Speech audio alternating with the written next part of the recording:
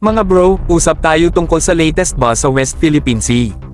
Ang China ay nagke-claim na bahagi ng kanilang recent de-escalation agreement with the Philippines ay kailangan daw ng notification sa kanila tungkol sa upcoming resupply missions sa Ayungin Shoal, kasama na ang on-site verification ng China Coast Guard.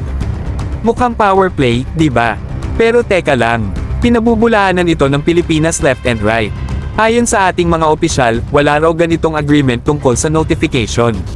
Matatag nilang sinasabi na tuloy-tuloy ang resupply missions natin na walang kailangan na mag-notify sa China. Bahagi ito ng ating sovereign rights over the West Philippine Sea, mga bro, at suportado ito ng prinsipyo ng freedom of navigation.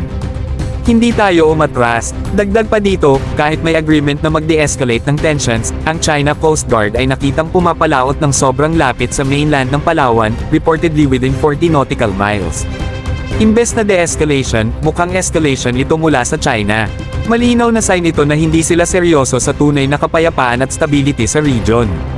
At ito, mga bro, ang dahilan kung bakit hindi tayo makakaasa sa mga tinatawag nilang agreements. Patuloy na hinaharas at ipinipilit ng China ang sarili nila sa Philippine resupply missions.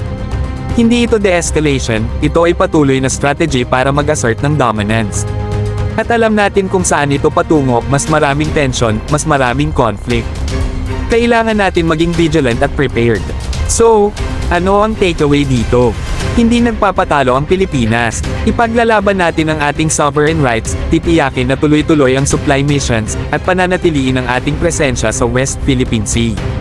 Walang intimidation o false agreements ang makakapigil sa atin na protektahan ang ating teritoryo at ipaglaban ang ating maritime rights.